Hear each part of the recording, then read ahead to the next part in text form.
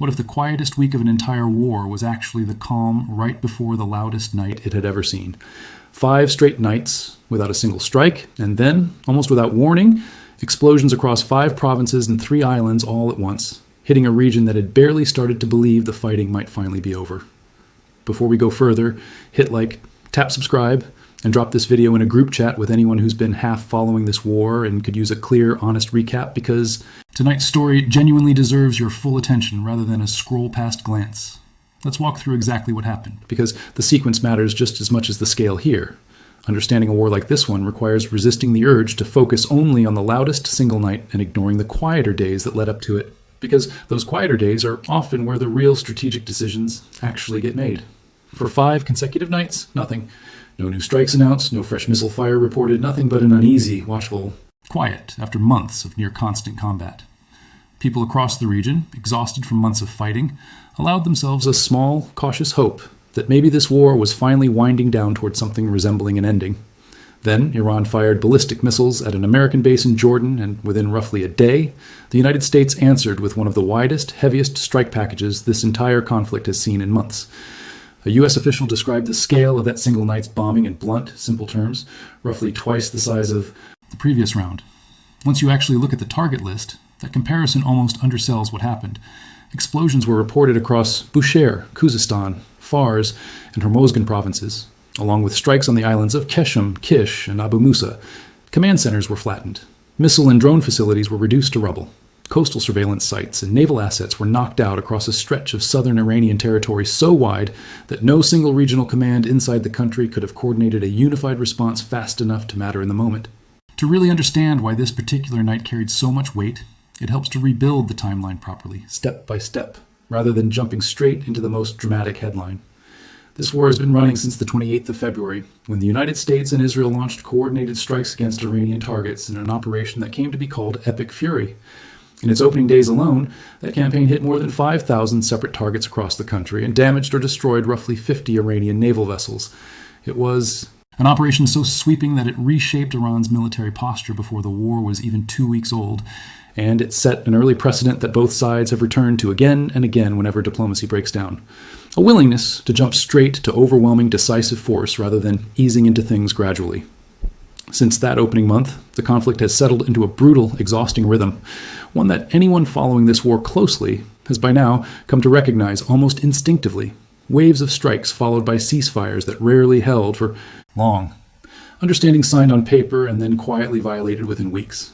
Naval blockades imposed, eased, then reimposed as both sides tested exactly how far the other side was actually willing to go. By the middle of July, President Trump had ended what one commentator accurately called a ceasefire in name only, restarting strategic strikes on Iran's Revolutionary Guard after Tehran kept interfering with shipping traffic through the Strait of Hormuz and kept launching attacks even after formally agreeing to stop. Even after restarting those strikes, though, Trump kept a diplomatic channel open. And that eventually led to this most recent pause, 5 consecutive nights without a single new strike from Central Command. Given everything the region had already endured over the preceding months, that quiet genuinely meant something to the people living through it. 5 nights without combat after 5 straight months of near-constant fighting is not a small thing. It's exactly the kind of window that lets exhausted populations on every side start to believe, cautiously and tentatively, that this war might finally be grinding towards some kind of resolution. Then came the missile attack on American forces in Jordan, and Trump declared in blunt, simple terms that it was now, in his words, America's turn. Let's talk about what that turn actually looked like, and because the response genuinely dwarfed almost everything that had come before it in recent months. At around 10 in the evening Eastern Time, Central Command announced it had completed what it called a heavy wave of strikes against Iran, wrapping up the operation roughly 7 hours later around 5 in the morning local time. A U.S. official told reporters the scale of that night's bombardment was about twice the size of the previous strike package, and once you look at the actual list of targets, that assessment checks out completely. Central Command's own statement described the operation as wide, extensive, and impactful, striking dozens of Revolutionary Guard targets, including military command and control centers, strategic missile and drone facilities, coastal defense sites and surveillance systems, and naval assets and vessels. That's not a narrow, surgical, single-target act of retaliation. That's a comprehensive, sweeping campaign designed to hit almost every major category of Iranian military capability in one coordinated operation.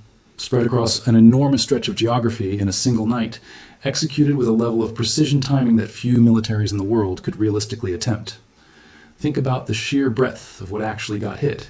Iranian state media reported explosions in the cities of Bushehr, Avaz, and Khazarun, along with strikes on both Kish Island and Keshm Island, the largest island in the entire Persian Gulf. A deputy official in Hormozgan province told Iranian state broadcasters that American forces had struck power infrastructure, with a semi-official news agency reporting that the strikes caused power outages in Avaz, a city sitting right in the heart of Iran's oil-rich Khuzestan province. That detail genuinely matters, because Khuzestan isn't just any province. It houses a large share of Iran's actual oil production infrastructure, and any disruption to power and command systems in that specific region carries economic weight that extends well beyond the immediate military target list. It's worth pausing here to think through why hitting a footprint this wide, rather than concentrating fire on one single high-value target, represents such a deliberate strategic choice. A narrower strike focused purely on one command center or one missile depot sends a message, but it leaves the rest of Iran's coastal and command infrastructure fully intact and able to keep functioning normally. Spreading the strike package across 4 provinces and 3 separate islands instead forces Iran's entire southern military apparatus, coastal defense, naval basing, command and control, drone and missile storage, to absorb damage simultaneously, none of it able to lean on undamaged neighboring facilities for support in the immediate aftermath. That's precisely the kind of comprehensive degradation a military planner reaches for when the goal isn't simply punishing one specific provocation, but meaningfully reducing an adversary's overall capacity to threaten shipping lanes and regional bases for weeks or months to come. Central Command framed the entire operation with a clear, stated purpose, saying the strikes aim to further diminish threats posed by Iran and its proxies to American forces, commercial shipping, and neighboring Gulf nations. That framing matters because it tells you this wasn't purely about punishing Iran for the Jordan attack. It was about systematically degrading the physical infrastructure that gives Iran the ability to threaten shipping lanes and regional bases in the first place. Every command center taken offline is one less node coordinating future attacks. Every missile and drone facility destroyed is one less stockpile that can be launched at American troops or commercial tankers next month. Every coastal surveillance site knocked out is one more blind spot in Iran's ability to track and target vessels moving through the strait. This wasn't retaliation for its own sake. It was a deliberate attempt to reshape what Iran is even capable of doing going forward. And the human cost of that night was real and immediate on both sides.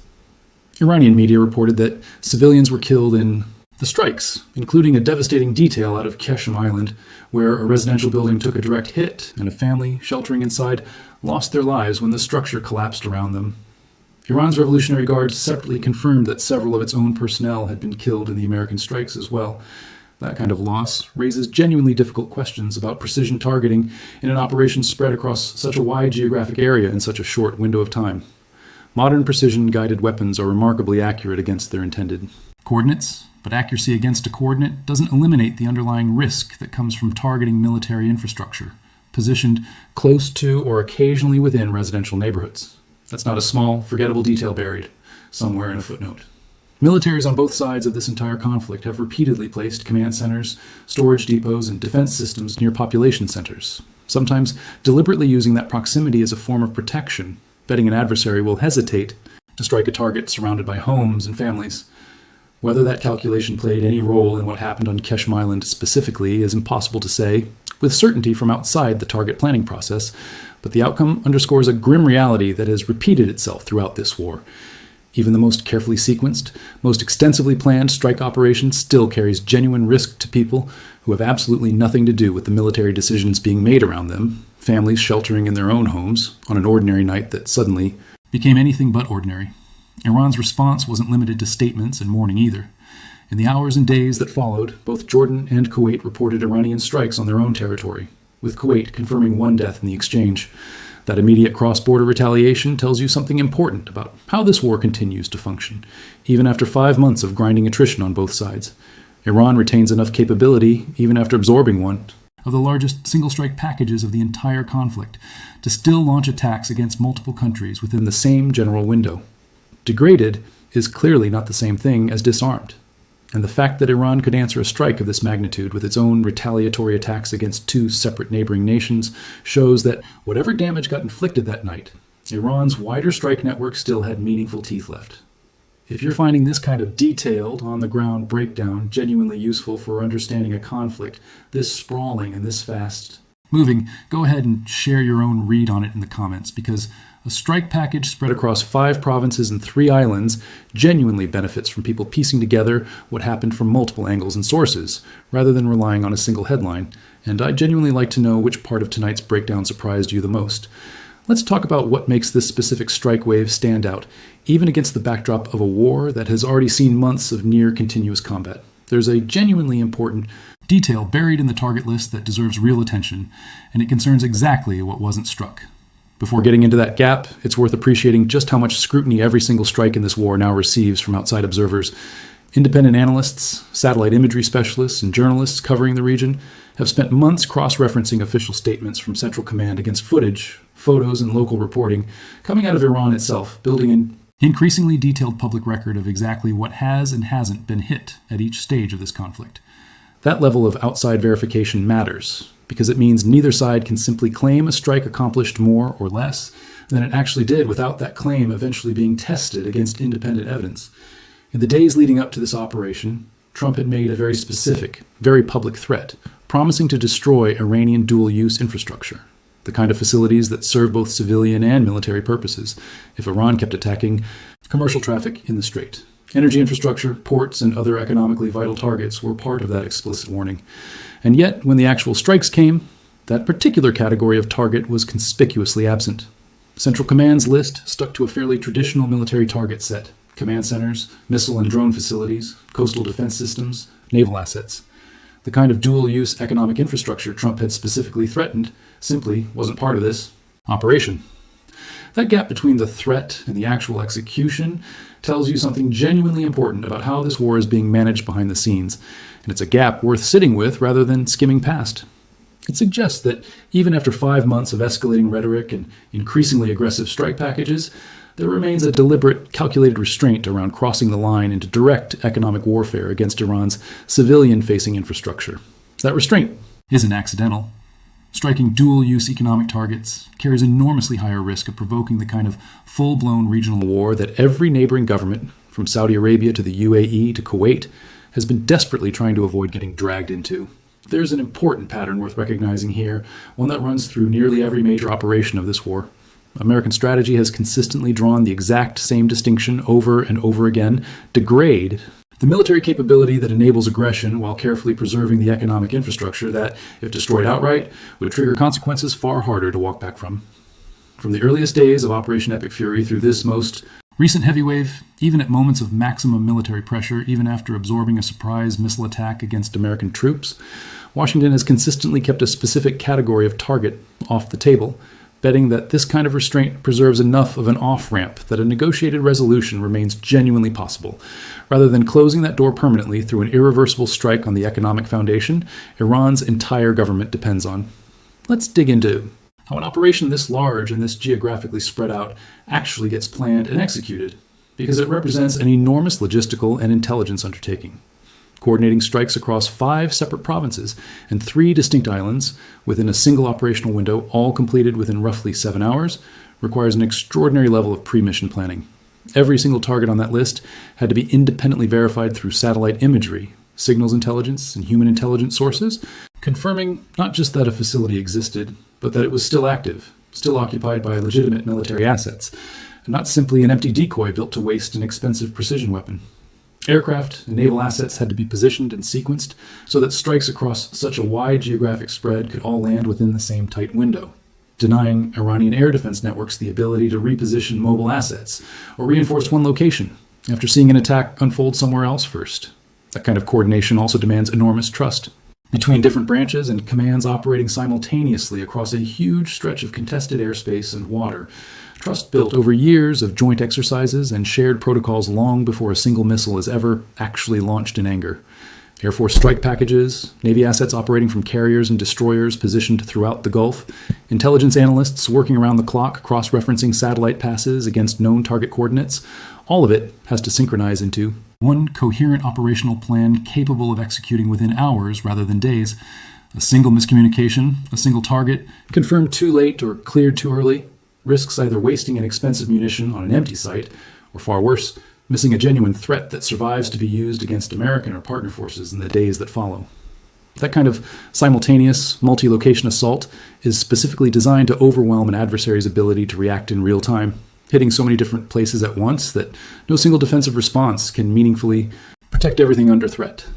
There's also a psychological and strategic dimension to striking this many separate locations simultaneously, rather than spacing attacks out over multiple nights. When an adversary faces a single concentrated strike, it can often absorb the damage, assess what was lost, and begin planning its response with a clear picture of what remains intact elsewhere. When an adversary instead faces explosions ripping across 5 provinces and 3 islands within the same few hours, that creates a fundamentally different kind of chaos, forcing military planners and political leadership alike to try to assess damage, coordinate a response, and reassure a frightened population all at the same moment, spread across multiple regional commands that may struggle to even communicate clearly with each other in the immediate aftermath. That's precisely the kind of overwhelming simultaneous pressure a heavy wave strike package is specifically designed to create. And it's exactly why a U.S. official's simple comparison, roughly twice the size of the previous one, carries so much strategic weight beneath its understated phrasing. It's worth pausing here to note just how enormous the American military footprint in the region has become to even make an operation like this possible on relatively short notice. Reports indicated that more than 50,000 American service members deployed across bases throughout the Middle East were placed on high alert in anticipation of Iranian retaliation once this strike wave concluded. 50,000 troops spread across a network of bases stretching from Kuwait to Bahrain to Jordan and the wider Gulf, all bracing simultaneously for whatever Iran might send back in response. That's the scale of the standing military commitment the United States has maintained in this region for 5 straight months now, and it underscores just how much this war continues to demand in terms of sustained troop presence, logistics, and constant readiness, even during the brief windows when active strikes pause and diplomatic channels reopen. Think about what maintaining that level of readiness actually requires on a day-to-day basis, month after month, without any clear end date in sight. 50,000 troops on high alert isn't simply a matter of soldiers sitting quietly at their posts, waiting for something to happen. It means air defense crews staying at heightened readiness around the clock, interceptor batteries kept loaded and ready to fire at a moment's notice, medical units on standby prepared for mass casualty scenarios, and logistics chains constantly resupplying fuel, munitions, food, and water to bases scattered across half a dozen different countries simultaneously. Every single one of those 50,000 service members represents a family back, home checking the news anxiously, wondering whether tonight is the night their loved one's base becomes the next headline. Sustaining that posture for 5 straight months with no clear timeline for when it might finally end places an enormous strain not just on military budgets and equipment, but on the actual human beings carrying out that mission day after day, night after night, across a region that has become one of the most heavily militarized, most persistently tense stretches of territory on the planet. If this kind of full picture, not just the strikes, but the diplomacy and the human weight behind them, is exactly why you keep coming back to this channel, subscribing genuinely helps, and it means you won't miss the next major update the moment it breaks. Let's talk about the diplomatic backdrop this strike wave was actually operating inside of, because the picture is genuinely more complicated than a simple binary of war versus peace. Even while this heavy wave of strikes was unfolding, and even in the days immediately after, there was clear evidence of an active diplomatic track running in parallel with the military campaign. Just days after this operation, the United States actually announced plans for a fresh round of strikes, only for Trump to personally cancel them after both Iran and, according to Trump's own account, several other Middle Eastern countries asked him to hold off. Sources indicated Trump had spoken directly with the Saudi crown prince, who raised specific concerns about the potential for new American attacks to further destabilize the wider region. That detail matters enormously because it shows that Gulf allies like Saudi Arabia carry genuine, tangible influence over how far and how fast Washington is willing to push this campaign, precisely because those same allies have enormous economic exposure, tied to keeping the Strait of Hormuz open and functional. One analyst covering the situation put it plainly, noting that Saudi Arabia is economically at risk here, dependent on the strait for the flow of its own oil and other exports, and that dependence gives Riyadh real leverage over Washington's next moves. Leverage it appears genuinely willing to use. That dynamic, a heavy wave of strikes one week, followed by a canceled operation the next, driven at least partly by Gulf allies pumping the brakes, tells you something important about the actual character of this war as it enters its 6th month. This isn't a conflict following a simple linear path toward either total victory or negotiated peace. It's a war that keeps oscillating between genuine escalation and genuine restraint, sometimes within the same single week, shaped as much by economic pressure from regional partners and quiet diplomatic back, channels as it is by the battlefield outcome of any individual strike package. Iran's own wartime military command has been explicit about how it reads this entire pattern, with its leadership publicly accusing Washington of moving at an accelerating pace toward a full-scale regional war, and of using neighboring countries' resources and infrastructure as cover for its own interests, while simultaneously strengthening Israel's broader military position in the region. Whether or not you accept that framing, it tells you exactly how Iran's own leadership is trying to characterize this conflict to its own population and to the wider region, casting itself as the party under siege, rather than acknowledging its own role in repeatedly attacking shipping and violating agreements that triggered each new round of American strikes in the first place. That rhetorical framing from Tehran deserves a closer look, because it reveals a consistent strategy that has run through nearly every phase of this war. Iran's leadership has repeatedly tried to position itself internationally as the party under siege, appealing to regional solidarity and painting Washington's actions as an aggressive campaign of expansion rather than a series of responses to Iranian attacks on shipping, on regional bases, and on agreements Tehran itself had signed. That messaging strategy is aimed less at the United States, which is unlikely to be swayed by it, and more at the broader region and at Iran's own domestic population, both audiences where a narrative of resistance carries real political value, even when the underlying facts, missile attacks on Jordan, repeated violations of signed agreements, continued harassment of shipping in the Strait, tell a considerably more complicated story about who actually escalated first at each individual stage of this conflict. There's also a broader historical pattern worth drawing out here, because this heavy wave strike isn't an isolated tactic invented specifically for this moment. It echoes the exact same overwhelming, multi-location approach the United States used at the very start of this war back in February, when Operation Epic Fury struck more than 5,000 targets in its opening days alone and damaged or destroyed 50 separate Iranian naval vessels within the first 10 days of the campaign. That opening operation set the template. Overwhelming simultaneous force applied across the broadest possible target set, designed to establish dominance before Iran's own defensive and retaliatory networks could fully organize a coordinated response.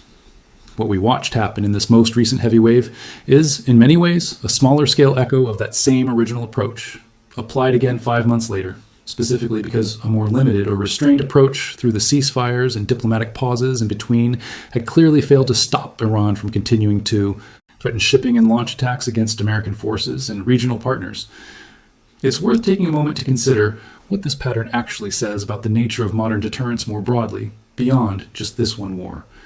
Both the United States and Iran have now demonstrated, repeatedly over 5 months, that ceasefires and signed understandings function less like true endings and more like temporary pauses, holding only for as long as both sides find them convenient. That's not a uniquely Middle Eastern phenomenon. It's a pattern that shows up in conflicts around the world whenever the underlying disputes driving a war, territorial control, economic access, deterrence credibility, remain fundamentally unresolved even after the shooting stops for a while. A signed agreement can quiet the guns temporarily without actually settling the disagreement that caused the guns to fire in the first place. And when that underlying disagreement resurfaces, as it clearly has here more than once, the fighting doesn't start over from zero. It typically resumes at a scale shaped by everything that came before it, which is part of why each new round in this specific war has tended to be larger and more comprehensive than the one before it, rather than smaller and more contained. There's also something worth noting about how quickly information about an operation like this actually reaches the public compared to wars fought in earlier decades. Within hours of the first explosions, Iranian state media, American officials, regional governments, and independent analysts were all publishing competing, overlapping accounts of what had happened, where, and why. That real-time flow of information cuts both ways. It means false or exaggerated claims can spread just as quickly as accurate ones, which is exactly why careful viewers should treat any single source, whether official or otherwise, with a degree of healthy caution until multiple independent accounts start lining up. But it also means a strike wave this large simply cannot be fully hidden or quietly minimized by either side, the way it might have been in a conflict fought decades ago before satellite imagery, social media, and instant wire reporting made secrecy this difficult to maintain. So what does this particular moment actually tell us about where this war stands as it grinds through its 6th consecutive month? The honest picture is one of a conflict that has settled into a genuinely unstable equilibrium, with neither side able to force a clean, decisive resolution, but neither side willing to simply stand down either. The United States retains the capability to launch strike packages twice the size of anything that came before, with only a single provocation as justification, hitting 5 provinces and 3 islands within a matter of hours. Iran retains enough resilience, even after absorbing that kind of overwhelming force, to strike back against 2 separate neighboring countries within days. And running underneath all of that military exchange sits a genuinely active diplomatic track, one apparently influential enough to cancel a planned follow-up strike based on direct appeals from Gulf allies, and, according to Trump's own account, from Iran itself. That's really the most honest way to understand what going full send actually looked like this particular night. It wasn't the beginning of some final decisive chapter that ends this war outright. It was a demonstration, unmistakable in its scale and its message, that both the willingness to escalate dramatically and the willingness to pull back just as quickly are still very much alive inside this conflict at the same time. A war capable of going quiet for 5 nights and then erupting across 5 provinces and 3 islands within 24 hours is a war that refuses to move in a single predictable direction. And that unpredictability is exactly what makes it so hard for anyone, on any side, to declare with real confidence that they know how or when this finally ends. Every analyst, every official, every government watching from the sidelines is essentially reading the same fragmented picture and drawing different conclusions from it, which is itself a sign of just how genuinely uncertain this moment in the war actually is. What stays with me most, working through everything that happened on that one particular night, is how ordinary the setup always is right before something like this breaks loose. 5 quiet nights. Families in Amman, in Kuwait City, in towns across southern Iran, going about ordinary routines, allowing themselves a little more hope than usual that maybe this time the quiet would actually hold. Then a missile launch changes everything within hours, and by morning, explosions are lighting up a stretch of coastline spanning 4 provinces and 3 islands, while 50,000 troops elsewhere in the region brace for whatever comes next. That whiplash from cautious hope to overwhelming force in less than a day isn't just a detail buried in a military briefing. It's the actual lived rhythm of this war. And it's worth remembering the next time a hopeful headline suggests things are finally settling down for good. Sometimes they are. And sometimes, as this particular night proved all over again, the quiet is simply the space between one round of fighting and the next. A pause that feels like peace right up until the moment it isn't one anymore.